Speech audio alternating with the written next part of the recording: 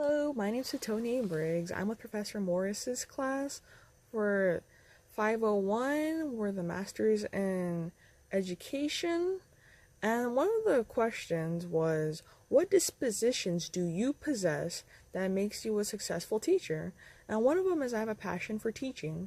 Even when I was in K through 12 and college, I always found myself grasping it just a little bit faster than my classmates.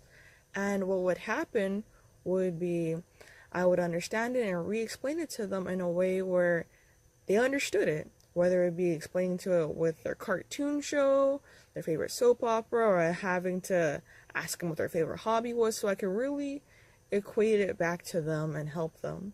Even as a student, I've always liked helping people and seeing their minds grasp and understand it. The second one would have to be I like kids.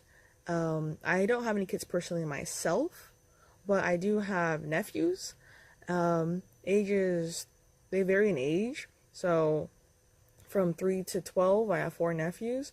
And it's always fun to watch them, to see how they're going to act, and to see them just be kids, naive and innocent, and to see the imagination and the creativity that they have inside of them that only needs to be really nurtured, and to see it grow and to see them go on out to be an adult and to really pursue the things that they're passionate about.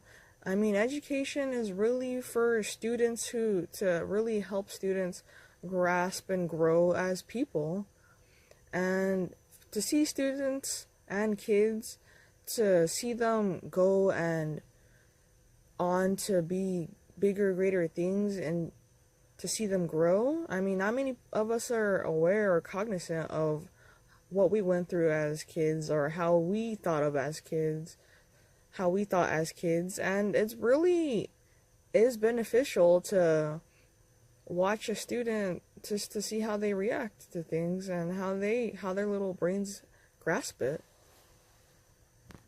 Another thing that I think is effectively and even equally important is to understand what the lives that kids are going through nowadays. I mean, anyone who's older than me or even my age would understand that the things that we went through as kids are radically different from what kids have to go through today. You know, when I was a kid, many people had traditional home backgrounds, and pretty much having a parent not be involved wasn't really a big deal until I got to graduating high school, to see my peers how they responded to things. And if we're not cognizant of the daily things that students have to go through today, then educators have to be very cognizant of that, to get through to the student and to help the student help themselves so they can move on past the challenges that are going on in their lives today. One of the dispositions that I need to work on before I enter the classroom would be to really be aware that not everybody understands things like how I do. Not everybody's gonna get it within an instant second, and that's something I've been working on with, I have a little sister. She's in college, and I just try to help her understand things. I understand a lot of subjects to help her, and she'll tell me, wait, slow down. I don't understand as fast as you know. I smile and I said, oh, okay. And I really try to help people really understand. And and one of the things I have to understand is that, you know, everybody's not going to get it, and it's just a fact of life, and to just keep on being patient with people, because you know, I can try to explain it one way and it can really go on to be something else, and they won't get the first time, so you have to try a different approach. That's the same thing what educators go through. In my opinion, a professional teacher, how they act and comport themselves is really essential to the classroom and how the students are going to react to them.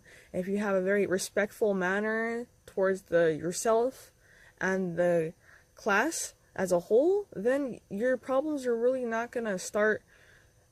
Problems really are mitigated and lessened, and to a point where the students really understand that you're not going to put up with bad behavior.